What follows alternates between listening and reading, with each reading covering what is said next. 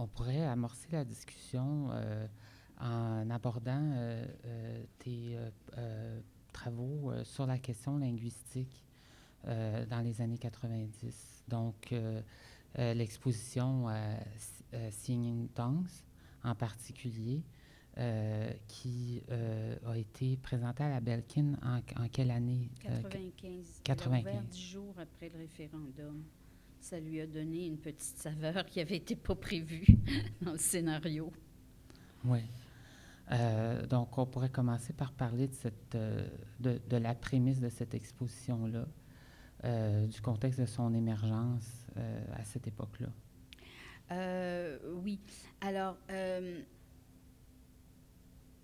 oui. Tu m'expliqueras ensuite, après, pourquoi tu me ramènes 20 ans en arrière là-dessus, mais c'est vrai qu'il y a dans l'expo des tas de choses qui nous ramènent vers ce moment-là des années 90. Ce qui m'intéressait dans les prémices de l'exposition, c'était de donner suite à une idée qui avait germé très longtemps avant les années 90. Dès 1980, il y a eu au Musée des Beaux-Arts du Canada une exposition qui s'appelait Pluralité et où Robert Racine avait été présenté. Avait présenté son projet sur Salammbô, où il lisait le texte de Flaubert. Et il avait construit une structure selon la longueur des phrases et il y avait une lecture à haute voix de Flaubert, comme Flaubert avec sa théorie du gueuloir. Et à cette époque-là, Philippe Monk avait vraiment renvoyé d'un revers de la main le travail de Racine en disant que c'était un travail complètement dépassé, que le mot d'ordre maintenant était la chose pertinente à faire était une critique de la représentation parce que, et ça, c'est vraiment un bon argument, parce que à travers la critique de la représentation, se produisait un retour à la référence et à travers la référence, c'était une manière de réintroduire le social. Et moi, je trouvais qu'on avait beaucoup de culot de venir nous dire que quand quelqu'un... Et alors, il disait, des productions comme la production de Racine, c'est une production qui est encore dans le linguistique, qui est encore dans le sémiotique et qui donc n'accède pas au social. Et moi, je m'étais dit, mais il ne se rend pas compte de venir nous dire que quand on est dans le linguistique, on n'est pas dans le social. On se débattait à l'époque avec la contestation de la loi 101, la question de l'affichage, du visage linguistique de Montréal, de toute cette surconscience linguistique, pour prendre l'expression de Lise Gauvin. Et je m'étais dit, non, alors... Peut-être qu'on aura l'air aux yeux du Canada des attardés dans le linguistique et dans le paradigme sémiotique, mais c'est parce que ces questions-là, ici, ont des résonances sociales qu'elles n'ont pas ailleurs dans le Canada. Alors, je m'étais dit, comment ça se produit, comment ça s'organise dans la scène, sur les scènes québécoise. Et il n'était évidemment pas question d'avoir une position essentialiste en disant « nous, c'est vraiment le langage, on a ça dans le sang ».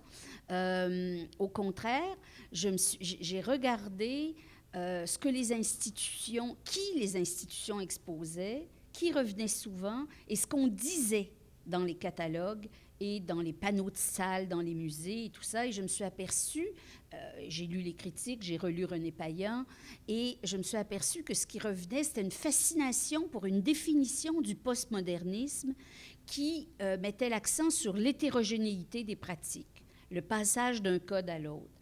Et alors, je me suis dit, c'est quand même étonnant parce que le postmodernisme, ça pouvait être plein de choses. Hein. Ça a éclaté de tous bords, tous côtés. L'autarcie moderniste, il y a eu un retour de la subjectivité, il y a eu une nouvelle prise en compte du lieu. Pour Philippe Monk, c'est le retour à la référence. Pour d'autres, c'est la prise en compte du spectateur. Pour nous, c'était des jeux de code et des jeux sur le canal. et sur des traductions de Canal. Et moi, je me disais, ben voilà, il doit y avoir des tas d'autres endroits au monde où ce parti pris-là est choisi parmi toutes les options à travers lesquelles on peut faire sauter la bulle moderniste, mais il y a du sens à fouiller dans le fait qu'ici, on privilégie cette voie-là et on semble privilégier cette voie-là. Et j'ai rassemblé des artistes autour de cette question. Donc, c'était un modèle. C'était un modèle qui n'avait pas à voir avec le Québec seulement. Comment dire? Par exemple, Oui, ça avait à voir. J'étais persuadée qu'il se passait quelque chose de très particulier au Québec autour de ces questions-là. Mais je pensais pas qu'une fascination de cette nature-là, sur les codes, sur l'interesthésie, sur l'interdisciplinaire, l'intermédial, je pensais pas du tout qu'on en avait le monopole. Mais je disais, c'est dans tout ce qui se fait ici, ce qui m'apparaît extrêmement valorisé par les institutions, par les artistes, par les revues. Et puis, cette expo-là, c'est l'aboutissement d'une recherche sur la question de l'in situ, de la site specificity, que tu as menée depuis le début des années 80. Donc, dans quelle mesure ça s'inscrit Oui, à la suite ce projet-là, pour répondre, comme on dit méchamment, quand on demande qu'est-ce que le postmoderne, c'est une commande passée par le gouvernement du Québec à Baudrillard. Alors, à Lyotard, oui. Alors, qu'est-ce que ce projet-là? C'est le projet de recherche de nouveaux chercheurs que j'ai soumis en arrivant à l'Université de Montréal. Ça s'inscrivait... à l'époque, je n'étais pas certaine que je voyais comment ça s'inscrivait dans le prolongement des travaux que j'avais faits comme critique sur l'in situ. Je pense que ça m'a permis de réaliser des points aveugles dans mon travail sur l'in situ et ça m'a permis aussi de voir comment le discours sur l'in situ, la prise en compte du lieu, se reformulait dans les années 90 et se reformulait autour de questions identitaires, de tentations identitaires, de prise de questions identitaires. Et ça se faisait notamment à travers un jumelage, ce que j'ai appelé un jumelage de lieux. C'est-à-dire que pendant, Buren disait, travailler in situ, c'est travailler à partir du lieu d'accueil de l'œuvre, mais je voyais de plus en plus des artistes qui s'adressaient au lieu d'accueil en fonction de leur lieu de provenance. Et donc, c'était vraiment toute une réflexion sur l'énonciation, donc sur le langage, comment insérer d'où je viens dans le lieu où je choisis de m'insérer, où je suis invitée à m'inscrire. Et donc, c'est ce jumelage-là qui m'a intéressée et qui m'a permis de voir que l'in situ, ce n'était pas, comme je l'avais entrevu dans le pittoresque, un problème d'hétérogénéité et d'interdisciplinarité, mais que ça avait débouché sur des questions de subjectivité, sur des questions de situation et de politique identitaire. Et alors, certains choisissaient d'affirmer ces politiques identitaires, d'autres, au contraire, de montrer que c'était un terrain glissant, un terrain toujours ambigu, un terrain où il n'y avait jamais d'identité constituée, où rien n'était donné. Ça s'est joué selon différents paramètres, mais oui, ça s'insérait comme ça dans l'in situ. Et puis, dans certains de tes textes, il y avait quand même une opposition entre les pratiques québécoises et puis les pratiques du reste du Canada. J'ai fait ça? Pas nécessairement une opposition, mais c'est-à-dire une tentative de les définir de façon dialectique, là. C'est-à-dire que je considérais qu'il se faisait au Québec relativement peu de critique de la représentation. Et l'endroit où ça se faisait, curieusement, ça se faisait chez les féministes. Les féministes le faisaient beaucoup. Je pense au travail de ces années-là. On pouvait le trouver chez Geneviève Cadieux, dans les premières œuvres là, qui étaient un peu plus féministes, chez Nicole Jolicoeur. Il y avait là une critique de la représentation assez proche de ce que... Bon, c'était intéressant d'ailleurs de voir que très souvent, le Québec était représenté dans les grandes manifestations canadiennes par des femmes, parce que, pour des raisons politiques, les femmes investissaient cette critique de la représentation et que c'était le paramètre que les institutions canadiennes favorisaient dans la représentation de l'art qui se faisait au pays. Donc, les femmes servaient à... d'une certaine, avec la meilleure volonté du monde, parce que le Canada, les institutions canadiennes se reconnaissaient davantage dans ces pratiques de critique, de représentation et d'engagement social à travers un discours féministe, mais ça servait à ne pas voir la question qui, moi, m'intéressait, c'est-à-dire cette étrange obsession sur les langages dysfonctionnels qui circulent... les technologies obsolètes, les langages dysfonctionnels, les langages, la communication par signes, les langages pour braille. L'aphasie. Le concept d'aphasie selon Jacobson. Exactement. Le concept d'aphasie selon Jacobson,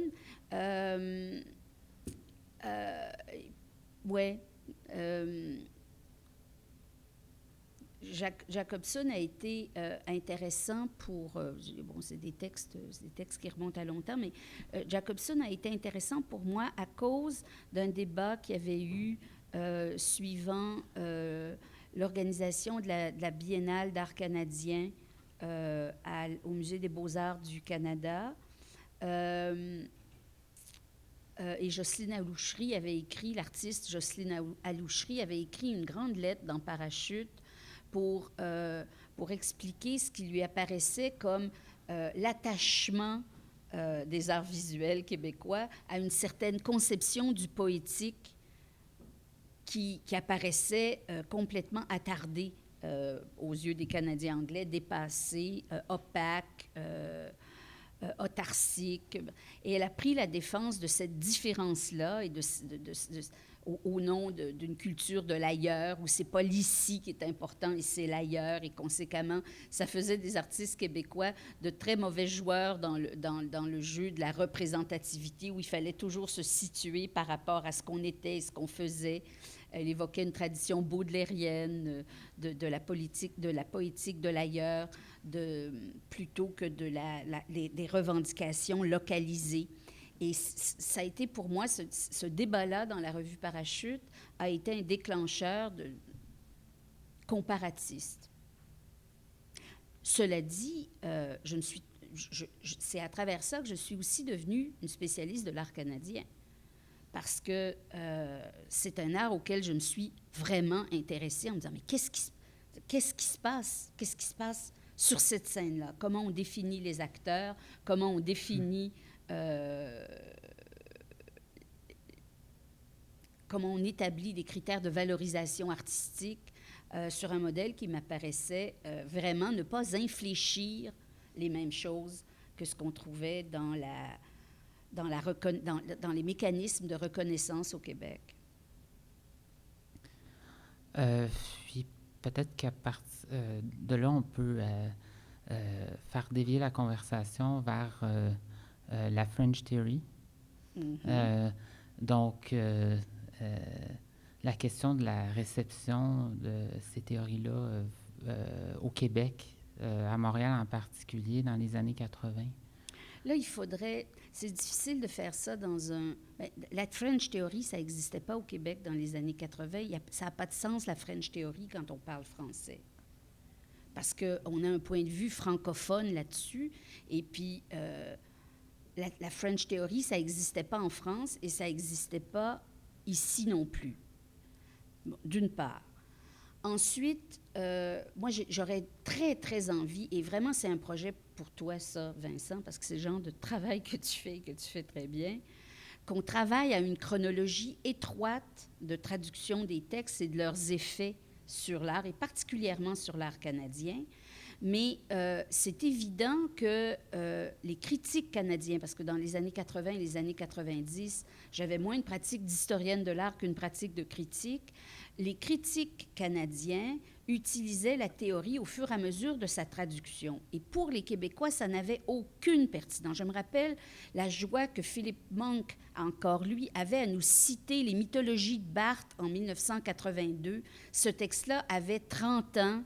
On était on était dans la chambre claire, dans les fragments d'un discours amoureux.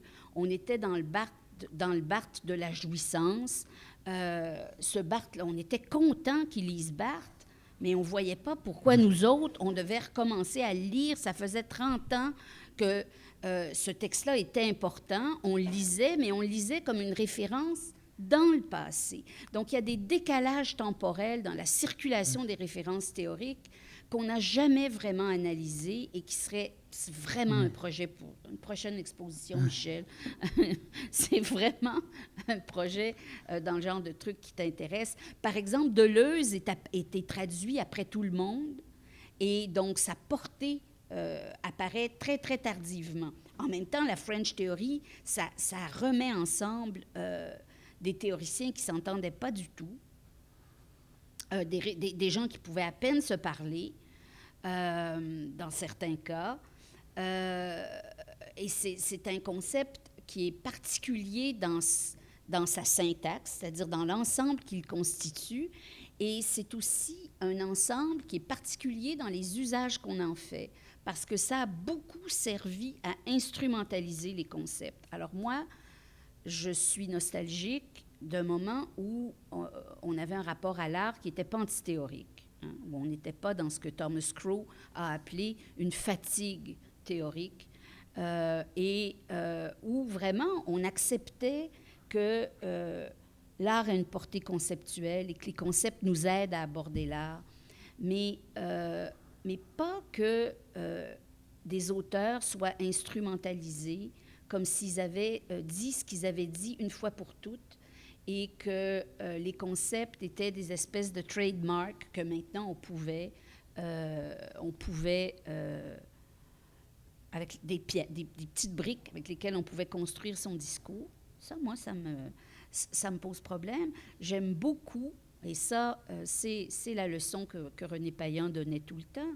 Les concepts sont intéressants quand on montre comment l'art les déplace, pas quand ils servent à être appliqués au champ de l'art. Et je trouvais que la French Theory visait beaucoup à une instrumentalisation de la pensée plutôt qu'à une discussion à ouvrir un débat sur la pensée, et qu'elle posait, on s'était libéré de Panofsky qui asservissait les œuvres au texte pour essentiellement les resoumettre d'une autre manière, dans un autre rapport où le textuel avait encore le haut du pavé et allait encore garantir la pertinence d'une pratique visuelle. Mais, par exemple, dans la revue Parachute, il y avait un phénomène de cohabitation ou de croisement entre des réflexions en cours dans les milieux anglophones et français ou québécois.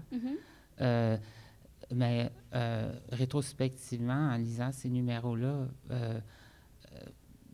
on ne voit pas vraiment le point de jonction entre ces deux trajectoires-là. C'est comme si, en fait, elles étaient côte à côte. Oui. Mais je pense que c'était ça, ils étaient côte à côte. Pour des raisons rhétoriques, je pense que on lisait les textes anglophones, on les lisait. Il y avait cette rhétorique parfois instrumentalisante au sujet de certaines... dans l'argumentaire des textes, dans l'utilisation des concepts. Donc, on regardait ça, puis on se disait, ah tiens, tel a été traduit manifestement, parce qu'on voyait l'appareil de notes arriver et montrer... comment dire, on se joignait, ça a l'air étonnant à dire, mais quiconque écrit sur l'art, on se joignait sur les descriptions. Alors souvent, on avait beaucoup de plaisir à lire les descriptions d'œuvres des uns des autres, parce que d'écrire, c'est jamais seulement d'écrire, c'est déjà être dans la théorie, c'est déjà être en train de construire l'objet. Et ça, moi, je me rappelle avoir eu une grande fascination pour ces descriptions-là de part et d'autre, indépendamment des artistes qui étaient décrits, des œuvres qui étaient décrites et de la langue dans laquelle ça se faisait. Et puis, les francophones, on n'était carrément pas lus, simplement, parce que Parachute avait quand même une banque d'auteurs canadiens importantes. Alors, les auteurs anglophones d'ici nous lisaient. Parfois, on avait des traces, mais très souvent, on se faisait dire « I've seen your name », puis je disais en riant « Bientôt, je vais publier du Flaubert en dessous de mon nom », parce que fondamentalement, ça ne fait pas une grande différence. Mais bon, on savait que j'écrivais, mais non, tu as raison, il y avait comme deux traditions critiques. Je ne dirais pas que c'était deux solitudes, mais c'était deux traditions critiques qui cohabitaient dans un même véhicule. Oui, à ce niveau-là. Puis, les colloques devenaient finalement le lieu du débat ou du dissensus entre certains des partis pris. Oui, c'était vraiment des années de débat. C'était des années de débat. Parfois, c'était extrêmement stimulant. Il y en a eu des très bons. Mais par contre, il y en a ici qui vont s'en rappeler. Et tu nous forces à nous en rappeler parce que tu en as mis une instance dans la pièce là. Il y avait aussi ce que j'appelais, moi, des numéros. Hein? Pratiquement des numéros là, qui étaient en tournée de ville en ville avec les mêmes protagonistes qui se resservaient les mêmes arguments.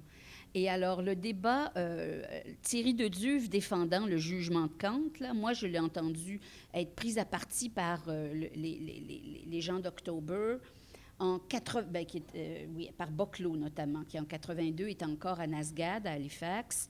La première fois, c'était à Calgary en 82, mais j'ai perdu le compte à la fin des années 90. J'avais vu le même numéro dans au moins 6 ou 7 villes nord-américaines, avec toujours les mêmes protagonistes. Donc, oui, il y avait du débat, mais, comment dire, il y avait aussi des running acts qui faisaient leur tournée. Donc, ce n'était pas nécessairement dans ces grandes foires-là que le débat avait lieu. Il y avait plus de petits colloques, d'ateliers. Donc, ça se passait dans les coulisses. Ben, c'était pas les coulisses, mais c'était des petites scènes plutôt que des grands colloques. Bon, il y a eu de très grands colloques dans les années 80, notamment 90 au Musée d'art contemporain, mais c'était des scènes de spectacularisation de la théorie et de l'histoire de l'art à ce moment-là, moins des scènes de discussion. Dans quelle mesure? Ben, écoute, ces colloques-là, il y avait quoi, 755 personnes pour certains intervenants pour présenter de New Art History. Vraiment, je pense qu'il y a vraiment eu 750 personnes. Les colloques des années 90. Je parle des grands colloques des années 90. Alors là, ben, chacun venait présenter son petit numéro, puis on écoutait religieusement, mais on ne peut pas dire qu'ensuite, le débat éclatait. Oui. C'est très dommage que ce qu'on n'ait jamais réussi. En me préparant, je relisais l'ouvrage de Vincent Descombes, French Theory, et j'étais presque émerveillée par un truc très, très simple qu'il décrit. Il raconte comment, à un moment donné, à Johns Hopkins, en 1966, on a fait un grand colloque parce qu'on considérait qu'il était temps d'introduire le structuralisme aux États-Unis. Et on a invité tout le monde. Alors, Foucault, Derrida, tout le monde est allé. Et rétrospectivement, on s'aperçoit, mais très peu d'années après, on pouvait déjà dire que ce qui était né dans ce colloque-là, c'était le post-structuralisme. C'est-à-dire une importation qui, au lieu de donner lieu à du rattrapage, donne lieu à quelque chose de nouveau. Hein? Et c'est dommage qu'ici, on avait objectivement, dans les années 80, avec ce double accès linguistique, on avait les conditions absolument idéales pour faire cette circulation-là. Parfois, elle a eu lieu, parfois, elle n'a pas eu lieu. Elle a très certainement eu lieu dans des véhicules live. Et c'est pour ça que je trouve ça amusant que tu aies repris un colloque. Mais on n'avait pas les structures d'édition, et on ne les a toujours pas, encore très peu, qui permettent de donner une pérennité à ce qu'ont été ces débats-là. Et puis, on en parlait hier, en France, il y a en ce moment un phénomène de rattrapage. Bien oui. Bon, la France, en ce moment, rattrapé Judith Butler et les queer theories. Bon, on a tout traduit. Ensuite, ils sont depuis quelques années aussi dans la visual culture, ce sont les grands textes des années 90 et du groupe de Rochester. Il y a eu, il y a 5 ou 6 ans, une grande poussée pour introduire au français les méthodes de l'histoire sociale de l'art, mais on ne prend pas du tout en compte le fait qu'on fait ça 20 ans après coup. Et le facteur temps n'est pas computé de manière à donner place à quelque chose de nouveau. Alors, ça crée une mentalité de rattrapage d'un côté, et ça provoque des résistances de l'autre, parce que les gens ne voient pas pourquoi 20 ans après, ils devraient se mettre à faire ce que les Américains faisaient il y a 20 ans. Donc, ça déchire le tissu des historiens de l'art d'une drôle de manière. Ça rend l'histoire de l'art française plus intéressée par les méthodes, parce que, faut bien se le dire, la méthodologie dans l'histoire de l'art française, je me rappelle avoir dit à une collègue, quand j'explique des tenants et aboutissants méthodologiques en France, j'ai toujours un peu le sentiment de commettre une indélicatesse et d'être impolie. Et elle m'a répondu, tu veux rire, c'est carrément vulgaire. Donc, il y a cette sensibilité-là qui se développe avec cette importation-là, mais pas nécessairement de manière positive, parce que ça installe une position de rattrapage. Donc, comment faire jouer le temps et les écarts de temps dans la circulation du théorique? Ça m'intéresse beaucoup, cette question-là, et je trouve que dans l'expo, c'est une des choses que tu fais très, très bien, parce qu'il y a quand même un moment visé, mais il y a des œuvres contemporaines, il y a des reprises, il y a ce décalage-là et ce jeu dans le temps. Ben, le contexte m'échappe, mais il me semble qu'il y a quelques années, tu parlais de décélération. Je me trompe pas? Oui, j'en ai parlé beaucoup. Donc, j'en parlerai encore. J'en parle tous les jours quand je me lève. J'en parle dans mes réunions départementales. On en fait trop, puis on fait trop vite. Et c'est vrai qu'une des fonctions, et l'art conceptuel est un grand moment de ça. Hein. Avec la victoire du paradigme de communication dans l'art, alors la consommation des images est très, très rapide. Et ce que j'aime dans les productions qui sont ici, c'est qu'elles nous ramènent à un moment où, oui, il y avait une certaine opacité dans certaines des œuvres, et cette opacité-là s'éclaircissait ou ne s'éclaircissait pas en échange d'une décélération du temps. Il fallait y mettre le temps, il fallait investir. Ça ne se consommait pas rapidement. Et moi, je pense qu'une des vertus de l'art, plutôt que de contribuer à... Ce qui me plaît dans la production culturelle artistique actuelle, c'est ce qui permet d'aller moins vite, ce qui permet de décélérer. Ça, je ne me rappelle pas, moi non plus, le contexte où je le disais, parce que je l'ai dit trop souvent. Donc, finalement, se pencher sur définir une histoire des idées à partir de modèles de temporalité plus complexes, peut-être? Mm-hmm. Alors, c'est intéressant parce que, tu vois, j'ai dit ça et je l'ai dit peut-être en le réalisant, mais bon, c'était inconscient. Ce qui marche bien dans cette expo-là, c'est que c'est une expo qui n'est pas construite principalement sur le temps, mais sur une cartographie. Hein? Il y a vraiment une espèce de spatialisation des rapports. Alors, il y a plusieurs sous-textes à l'expo, mais un des sous-textes qui est donné par la théorie de la médiation et l'allusion à la tour, c'est tous ces acteurs qui, par des points ténus, communiquent, se connaissent, et d'une manière qui n'est pas visible, qui est pas soulignée par le péritexte de l'exposition, mais qui est néanmoins sensible dans le passage d'une œuvre à l'autre, d'une allusion à l'autre. Et donc, c'est un travail, cette histoire des idées-là, tu l'as fait davantage par un travail de relation spatiale, presque par un travail sur les temporalités et sur les temps décalés. Ouais. Ben, ces deux voies, ces deux avenues, aussi valables l'une que l'autre. Moi, je suis plus vieille, j'ai été obsédée par le temps. D'une certaine manière. Moi, j'avais des questions liées au titre de l'exposition. Hein. Ça fait longtemps qu'on n'a pas vu une exposition avec un titre lacanien. Alors, ça m'intéressait beaucoup. Et j'étais intéressée j'ai plusieurs questions qui seraient de l'ordre de pourquoi parmi tous les auteurs théoriques qu'on peut invoquer, pourquoi Lacan et pourquoi le Lacan du semblant?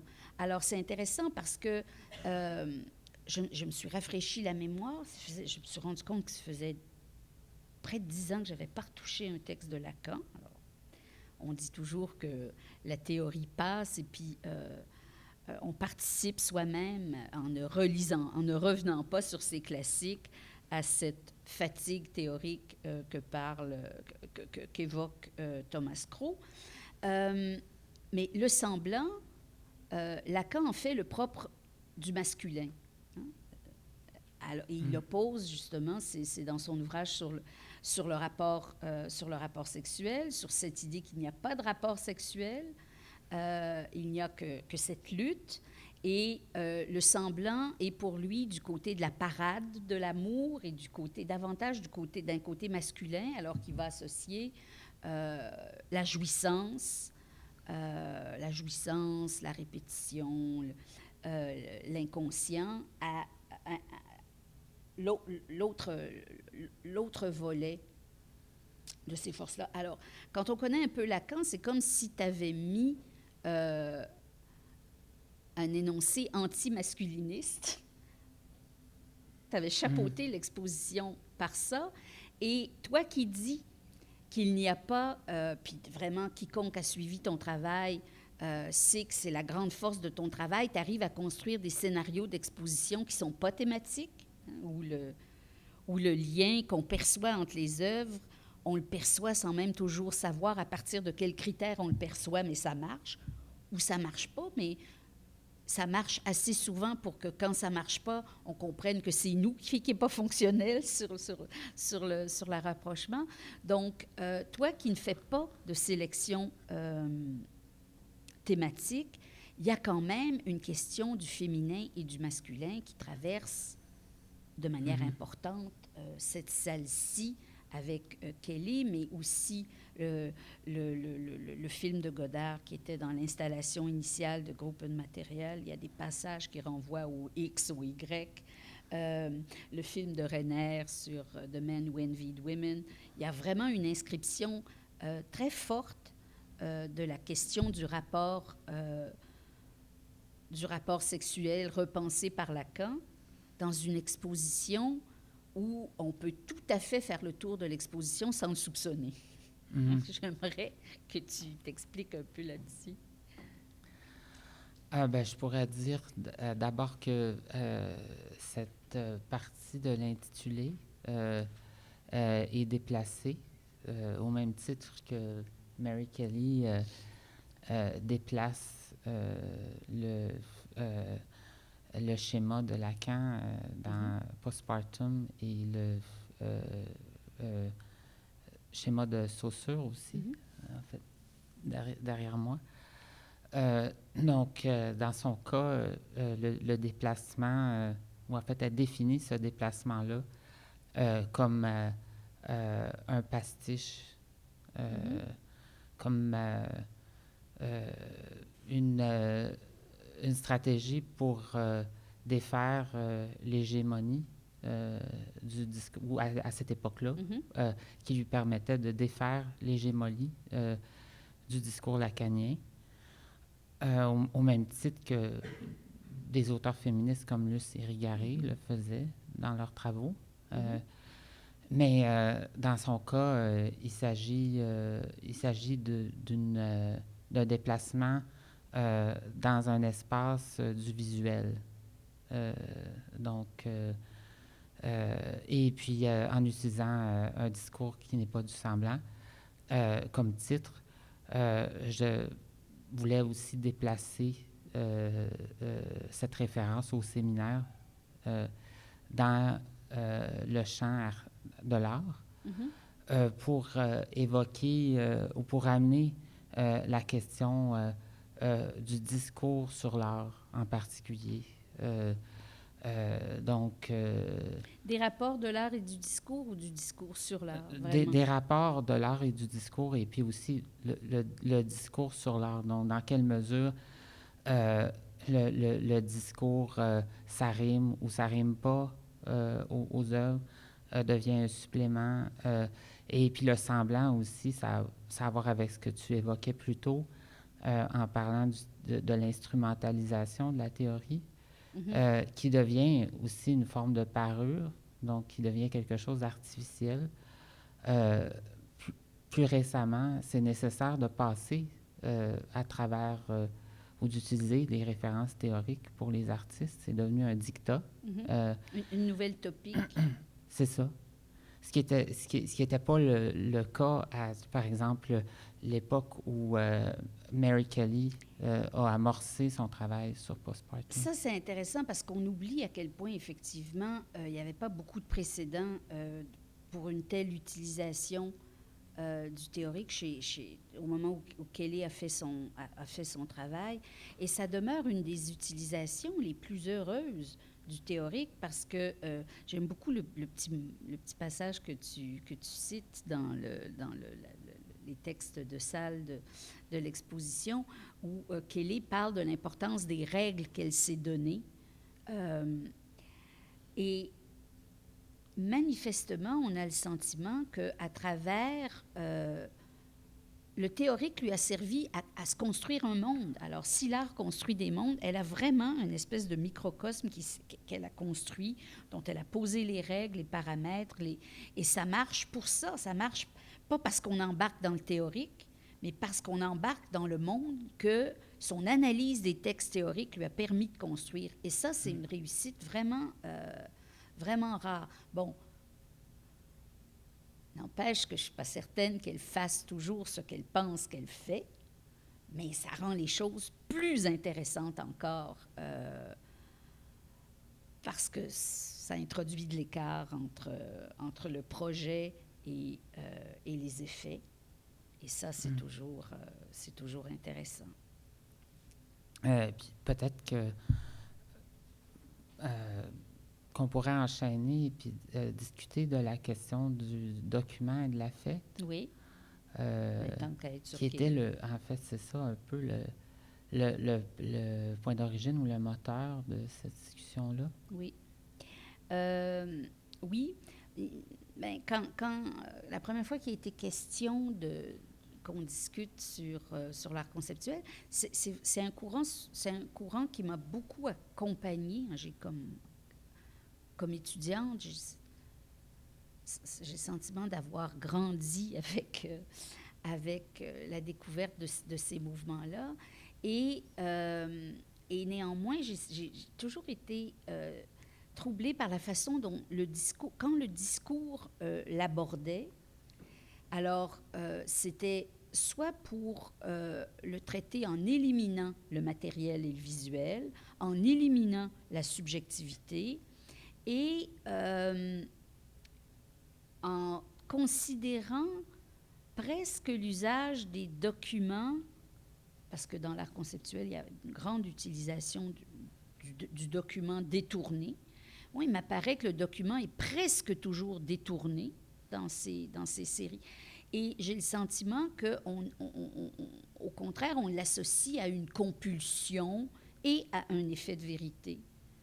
De documentation, parce que s'il y a du document, on associe ça à de la documentation, alors que je suis historienne de l'art, je suis quelqu'un qui ne croit pas aux documents, bien évidemment. Comme historienne de l'art, mon rapport premier avec le document est un rapport de doute, et alors, un rapport de doute à cause des usages qu'on peut faire même de documents vrais, à cause de doute à cause des conditions qui nous sont presque jamais données pour savoir si le document est vrai. Bref, ce qui m'intéresse dans un truc comme ça, c'est la fiction ou les effets involontaires. L'effet de théâtralisation du dialogue, par exemple, dans ce texte-là, où je donnais l'exemple dans la série avec les couches, qui, moi, est une des séries de documents que je trouve dans tout ce qui est de l'ordre des traces et de l'art de la trace, je trouve ça un des usages les plus émouvants, et c'est pas du tout parce que j'ai un intérêt scatologique ni pour les couches d'enfants. C'est vraiment que, alors, cette pulsion documentaire-là, la psychanalyse la pense comme quelque chose qui relève de l'analité, déjà. Alors, quand on est dans une démarche de documentation d'un processus, qui est un processus de détachement, parce que c'est ce que Marie Kelly documente dans son rapport à l'enfant, c'est 6 ans de documentation où on sait bien qu'il y a un sujet qui se crée, un nouveau petit sujet qui se forme et qui, dans sa formation, se détache du parent. Et tout cet exercice lui sert à elle à négocier ce détachement-là. Et quand elle inclut ces couches là, et qu'elle nous dit que, tu me le rappelais, moi j'avais complètement occulté le discours officiel sur les couches qui sont là pour vérifier qu'il y a eu défécation, qu'il y a eu donc une bonne mère nourricière qui a nourri, l'enfant a déféqué. C'est un certificat de bonne mère. Tu me disais hier, je me suis dit, ah oui, c'est vrai, je me rappelle, c'est l'explication officielle. Mais en réalité, moi, je vois là des traces de l'analité qui informent tout le processus, d'une part. Je vois là des traces du mécanisme de rétention qui est en jeu dans l'analité. Et je me dis, comme c'est émouvant de voir ça intervenir dans une œuvre qui est à propos du détachement et du laisser-aller. Et là s'ouvre une brèche dans l'œuvre, qui est pourtant une œuvre extrêmement réfléchie, extrêmement construite. Est-ce qu'il y a... Marie Kelly, je n'ai pas de leçon à lui donner sur la psychanalyse, et c'est très, très bien ça. Est-ce qu'elle laisse aller ça en le sachant puis en l'offrant, cet écart-là? Moi, cet écart-là, c'est ce qui me bouleverse dans les postpartum. Et donc, ce qui m'intéresse dans les œuvres à documents, c'est les affects dont ils procèdent et les affects qui viennent susciter chez nous, chez les spectateurs. Puis on a toujours le sentiment, tu dois le voir souvent dans les réactions, que ton travail, qui est souvent basé sur l'archive, sur le document, provoque. A priori, les gens pensent que c'est un champ déserté par l'affect. À la limite, contrôlé par la pulsion de répétition, mais déserté par l'affect. Et moi, je voulais qu'on parle d'affect parce que ça m'apparaît complètement bouffé par l'affect. Hier, tu évoquais le souvenir écran aussi. Oui, c'est-à-dire que à partir du moment où on voit... moi, je pense que l'usage des documents là-dedans, c'est des usages de documents écran. Exactement comme fonctionne dans la théorie psychanalytique le souvenir écran. C'est-à-dire que ça apparaît tellement vrai qu'il n'y a rien à trouver. On ne peut pas convaincre un analysant qui vous dit qu'il y a ce souvenir, que ça n'a pas eu lieu, que c'est une construction. Ça apparaît trop vrai, c'est trop... Et de toute façon, c'est plus intéressant de voir pourquoi ça s'est construit que de voir ce que ça cache, très souvent. Donc, plutôt qu'un souvenir écran, je pense qu'il y a beaucoup des œuvres d'art conceptuel qui fonctionnent avec le document, utilisent le document non pas comme attestation du réel, trace du réel, indexation du réel, mais comme des documents écrans. Et c'est intéressant de se demander comment ça fonctionne, comment ça interpelle la mémoire autrement que selon les processus de documentation et de conservation, d'archivage qu'on pourrait le plus immédiatement associer à ces démarches-là. Toi qui as beaucoup travaillé là-dessus, est-ce que tu trouves que je délire? Non. Ben, c'est un peu moins présent dans ce projet-là, par contre. C'est plus économe. Mhm. Mais et puis je pense que effectivement ici les documents ou ce qui tient lieu de documents se trouve positionné à des endroits stratégiques. Donc et puis fait justement intervenir l'affect de façon plus directe Oui, que dans mais d'autres tu sais, projets. tu parles de documents. Ton usage du document dans cette exposition, alors il y a des œuvres qui utilisent des choses qui ne sont pas des documents comme documents. Il y a des œuvres qui créent des documents. Il y a des œuvres qui n'ont rien à voir avec les documents. Ensuite, il y a des documents qui documentent les œuvres. Je pense à la présentation de l'affiche. Et ensuite, il y a des documents que tu présentes, mais que tu présentes comme tu présenterais des œuvres d'art et qui sont presque des interventions de ta part. Donc, tu construis un statut au document qui est d'une infinie complexité. Et j'aimerais ça t'entendre là-dessus.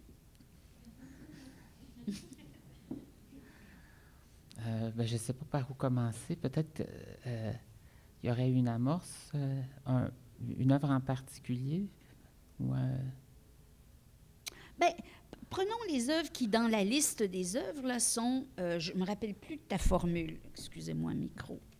Mais tu as une formule très précise qui revendique presque une intervention artistique. Attends un petit peu que je te trouve ça. Ça va venir. Soyez patients.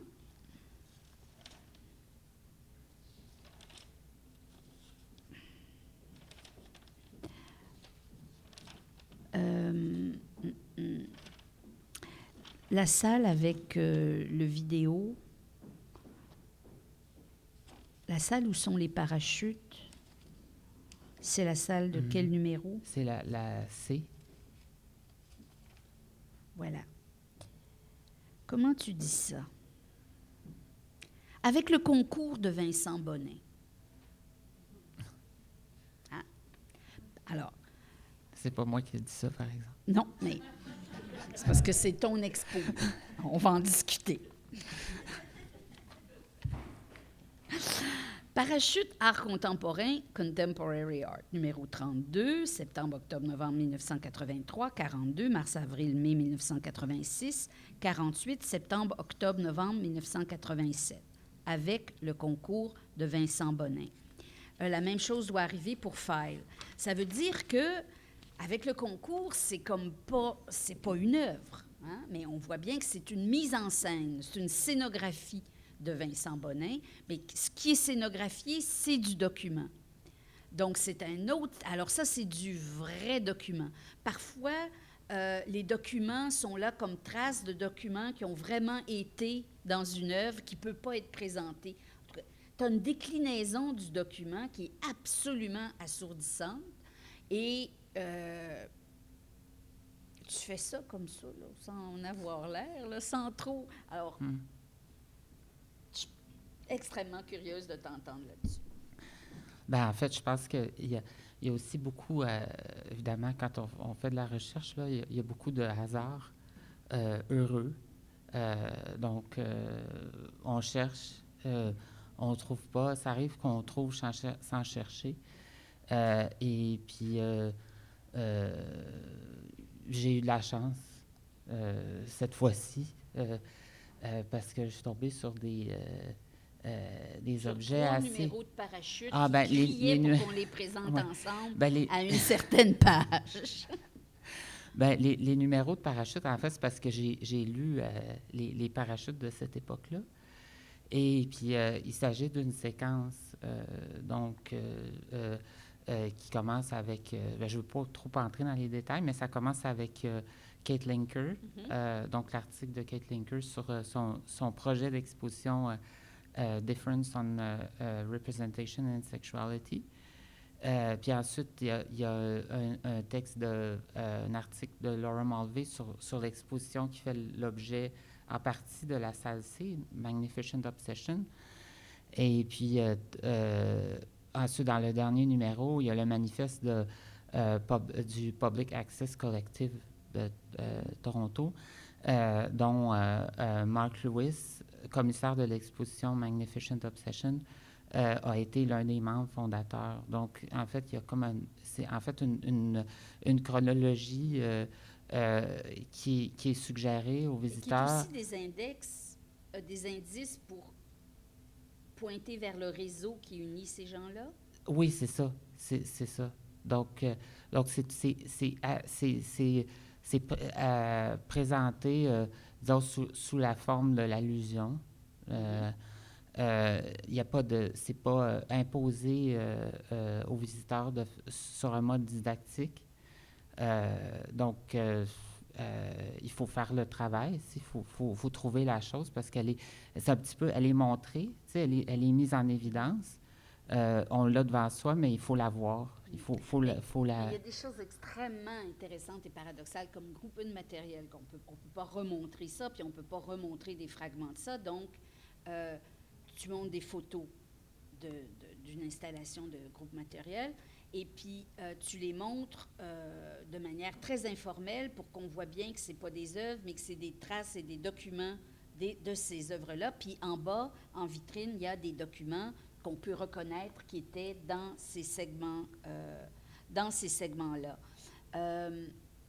Donc, tu as une œuvre de groupe matériel qui ne peut pas être présentée comme telle, qui est présentée en document de manière relativement informelle et qui, d'une certaine manière, fonctionne presque comme le modèle de l'exposition qui est ici.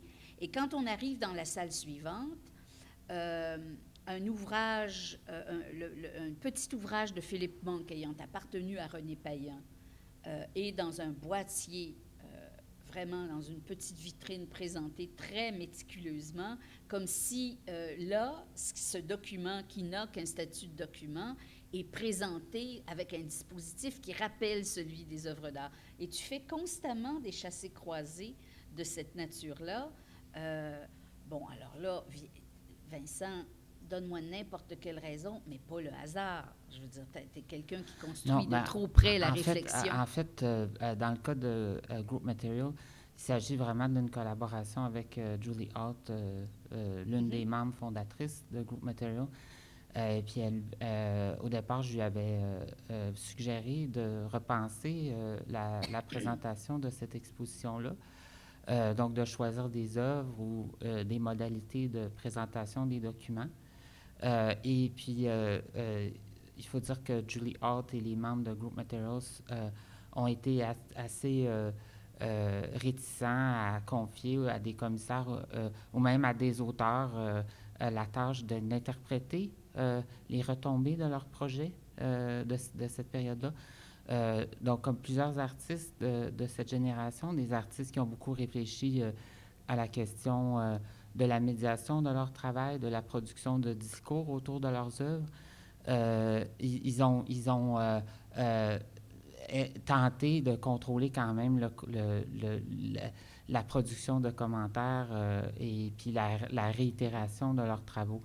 Mais là, ils se sont assouplis et puis Julie Hart m'a dit ben, tu as consulté les archives, propose moi une interprétation de ce que tu as trouvé. Et puis moi, j'ai discuté avec elle, puis on s'est entendu sur certains paramètres et puis sur certains objets qui pouvaient être présentés de nouveau dans le contexte de cette exposition-là, parce que bien que la plupart des salles se présentent un peu comme des modules qui sont presque indépendants les uns des autres, dans ce cas-ci, on a vraiment pensé ou réfléchi à l'inscription de cette constellation-là dans l'exposition elle-même, donc dans une exposition sur entre autres, la French Theory. Donc, il y a Peter Halley qui se retrouve sur le multiple de Peter Halley qui se retrouve sur ce mur-là. Et puis, en entrant dans la salle, on voit en partie une des photographies avec le moniteur. Et puis Peter Halley, c'est un artiste que en fait, c'est le travail de Peter Halley qui a suscité, qui a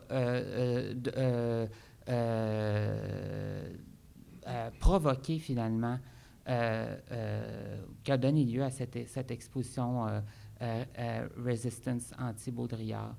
Donc, la présenter d'abord comme un peu un prologue, puis ensuite les fragments de l'exposition. Ça ramenait finalement deux éléments qui ont été séparés dans le contexte initial de l'exposition.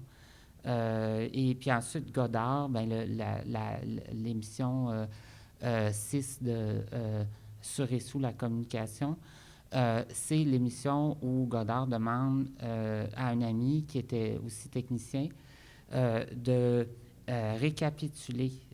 Donc, en fait, ça s'intitule Avant et après.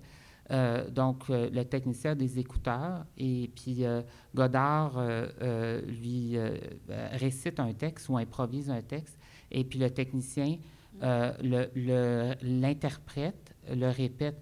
Donc, finalement, ce technicien-là, pour moi, ou en fait, cet épisode-là, m'apparaissait un peu comme une allégorie, au même titre que l'œuvre de Mary Kelly, qui est en fait une allégorie de l'interprétation et puis de son échec. Donc, ce médiateur qui essaie de... En fait, il reprend même certains gestes de Godard en l'écoutant. C'est aussi un élément qui est de l'ordre de l'autoréférentialité dans cette exposition-là. Donc, il y a beaucoup d'œuvres de ce type-là qui sont... mais moi, j'aimerais bien, parce que tout à l'heure, il y a un des artistes qui est présent là, dans la salle.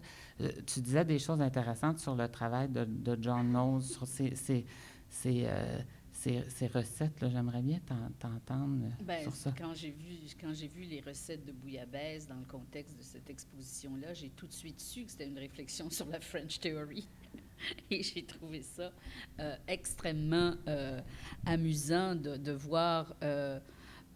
alors, puis sur la théorie de la médiation aussi, c'est intéressant parce que, je pense au travail de Aignon et de Latour sur la musique, par exemple, où il n'y a pas d'original, il n'y a que des interprétations. Alors, là, on a une version première de la bouillabaisse, mais après ça, il y a différentes recettes de bouillabaisse qui sont données. Je trouvais que c'était vraiment... Oui, une allégorie de la French Theory la plus amusante que j'ai vue. Je ne suis pas sûre que je les aurais reçues comme ça dans un autre contexte expositionnel, mais dans ce contexte, j'ai testé mon hypothèse auprès de toi parce que je me disais, peut-être que je surinterprète et que je délire, mais ça m'apparaissait très évident, très réussi, et une espèce de touche d'humour et de mise à distance par l'humour que je trouvais vraiment intéressante et qui m'interpelle beaucoup parce que une des choses sur que j'ai été vraiment surprise de t'entendre dire hier quand on a fait une visite préalable, tu m'as parlé de l'importance des murs vides dans... alors ça, je suis complètement d'accord avec toi. Moi, j'aime toujours beaucoup de murs vides dans ce que je fais, quand c'est possible, et dans le travail d'accrochage. Et dans ma tête à moi, je définis ça comme une respiration de la pièce. Il faut que la pièce respire. Et j'aime ça justement quand tout n'est pas rempli. Et toi, tu m'as dit cette chose étonnante en disant que c'était un espace pour positionner ton spectateur et pour qu'il ait un espace mental pour imaginer. Redis-moi ça. Imaginer le lien entre les choses ou construire sa position. En fait, c'est l'espace. C'est que dans la question du réseau, en fait, je l'ai abordée dans mes recherches, mais le réseau, ou disons les liens entre les artistes, la cartographie invisible. On ne peut pas la présenter dans une exposition. Ou disons, si on la présente, il faut la faire avec beaucoup de doigté, de nuances, parce qu'à ce moment-là, on instrumentalise les œuvres, on réifie les énoncés des artistes.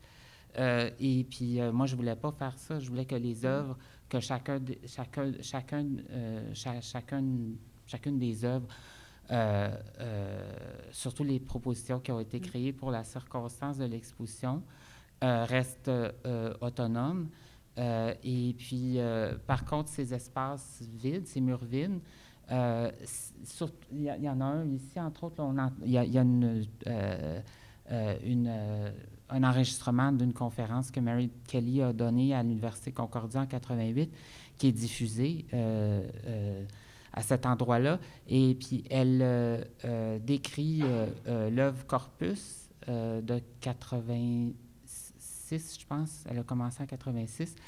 Et puis, dans la communication, elle projette des diapositives. Donc, on entend le bruit du projecteur et puis elle décrit ses œuvres dans le détail. Et puis, à un moment dans la conférence, elle décrit aussi les sources. Donc, elle projette des diapositives des sources de ces œuvres-là. Et puis, on entend sa voix, on voit pas d'image. Puis ensuite, il y a la telle de John qui est placée. En fait, elle est déplacée un peu, là, mais elle se trouve presque au milieu de la salle ici. Et puis, il y a le mur est vide, donc c'est un espace vacant où on peut imaginer ce qu'on ne voit pas.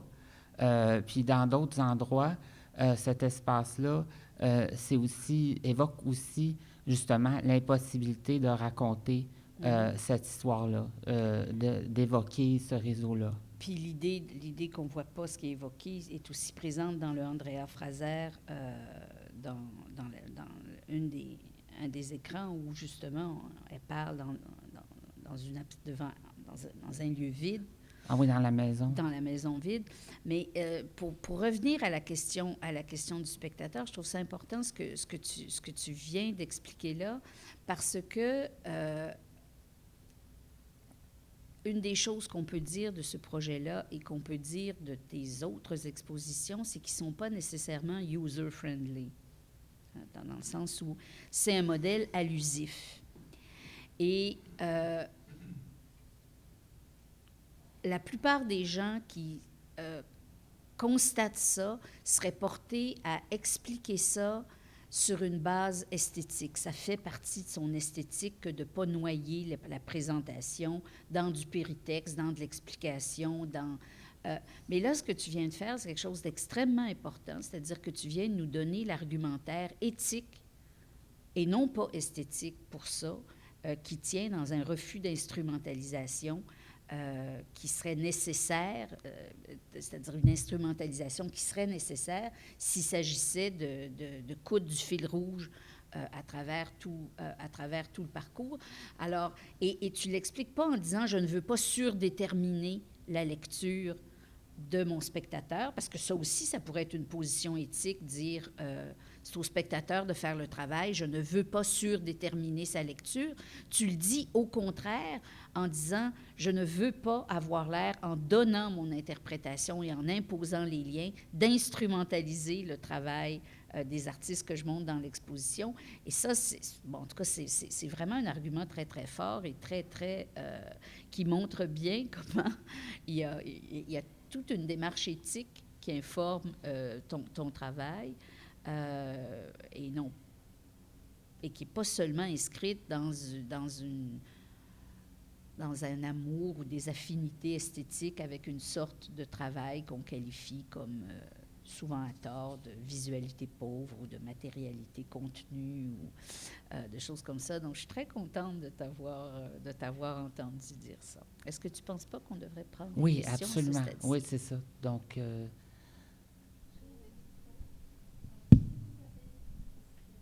Peut-être que vous pourriez employer le microphone pour que tout le monde puisse entendre la question. Mais d'abord, merci à vous deux. Est-ce qu'il y aurait des questions dans la salle?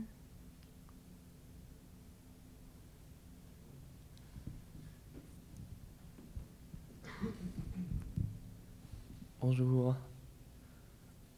Alors, alors je vais avec ma question. Merci beaucoup pour la discussion. C'était extrêmement intéressant.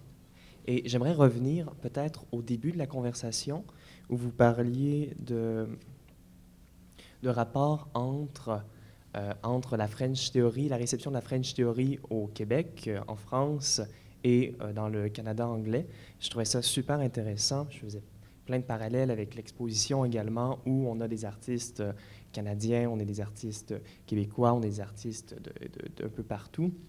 Et on voit également des connexions théoriques, des connexions esthétiques entre ces artistes-là. Et je me demandais, mais en fait, je saute sur votre intervention par rapport à la conférence des années 90, où il y a eu la naissance du post-structuralisme, où en amenant le structuralisme, ça le déplaçait vers quelque chose d'autre. Et je trouvais ça intéressant que la notion de frontière et de traduction pouvait apporter quelque chose à la théorie. Mais dans un système comme je vois en 2013, avec beaucoup de communication, beaucoup de traduction qui, je crois, est plus rapide ou plus accessible, je me demandais ce qui restait des frontières avec l'Internet, avec ce partage des informations-là. Oui, je ne suis pas sûre que la situation se trouve modifiée par l'Internet. Je pense que c'est d'abord un phénomène de fragmentation plutôt qu'un phénomène de mode de circulation. C'est-à-dire que le moment structuraliste était un moment où on avait encore un moment fort constitué autour de quelque chose dont on pouvait faire la critique. Lyotard dirait que c'était un grand récit. Et ça, c'est vrai qu'on ne les voit pas aujourd'hui. Ce qui pourrait servir de corps assez solide pour que subitement on le fasse éclater et qu'on en fasse sortir autre chose ou la prochaine étape. Comment dire, on a une position de départ A qui m'apparaît trop fragmentée et qui contribue à la difficulté de la circulation. Alors il y a une prolifération des réseaux avec en plus une fragmentation des approches. Alors tout ça mis ensemble, ça donne un système qui est extrêmement éclaté, extrêmement parcellaire, je pense.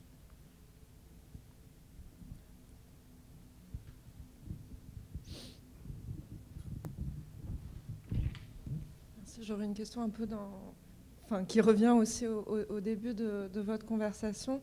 Je pense que dans le texte de présentation de l'exposition sur le site internet de la galerie, que je n'ai pas retrouvé ni dans le papier ni sur le mur d'entrée, Vincent Bonin, vous référez au postmodernisme comme à une parenthèse qui aurait été refermée. Et en même temps, dans ce que vous avez dit par rapport justement à l'entrée de la théorie dans les discours de l'art et la réception de la French Theory, etc., il me semble qu'on n'en est pas encore sorti. Enfin, quand on regarde la façon dont l'histoire de l'art est enseignée aujourd'hui à l'université, ce modèle-là est encore très présent. Et au niveau de l'exposition, vous présentez à la fois des œuvres de la fin des années 60, début des années 70, et des œuvres complètement contemporaines, dont vous avez même dit que certaines ont été créées pour l'exposition, donc dans un dialogue avec des œuvres plus historiques. Donc est-ce que vous pourriez développer un peu pour la question du postmodernisme, évidemment, c'était un peu téméraire là, les communiqués de presse, c'est toujours un peu du saucissonnage la réduction. Oui, c'est ça, oui. Comme la bouillabaisse. Mais en fait, le mot postmodernisme n'est plus dans l'usage. Donc, en fait, à une époque, on l'utilisait tout le temps. Et puis aujourd'hui, il est tombé en désuétude. Donc, c'est pour cette raison-là que j'évoquais la parenthèse. Parce qu'on vit C'est- à une époque d'obsolescence programmée des concepts et des étiquettes. Mais je pense que c'est vraiment... il y a aussi eu beaucoup de discussions autour du modernisme depuis quelques années. Donc, une réévaluation des avant-gardes et puis du concept de la modernité elle-même. Et puis, en fait, c'est peut-être pas... Comme il ne s'agit pas d'une exposition historique, cette histoire du concept du postmodernisme n'est pas présentée elle-même dans l'exposition. Mais je pense que ça reste... c'est un travail à faire. Donc, l'histoire du postmodernisme dans l'art. Et puis aussi, l'histoire du postmodernisme au Québec. Donc, ça pourrait être intéressant. Ça pourrait se faire plus facilement parce que dans l'art, ça aussi, l'introduction du postmodernisme en art, ça se fait à des vitesses tellement variées selon la série culturelle qu'on privilégie. Ça n'arrive pas du tout au même moment si on est en littérature ou si on est en architecture ou si on est dans les arts visuels. Donc, je voudrais pas être, j'allais dire, l'étudiant qui écrit cette thèse-là, mais je voudrais pas être non plus le directeur de thèse qui dirige cette thèse-là. Ça me paraît assez compliqué. Mais je pense que, curieusement, au Québec, oui, on pourrait le faire. C'est un projet qui est... Ouais. Parce que ça n'a pas une ampleur aussi incommensurable. Ça pourrait être quelque chose d'intéressant. Ben, merci infiniment. Merci. Vous deux. Merci, Merci. Vincent, de l'invitation.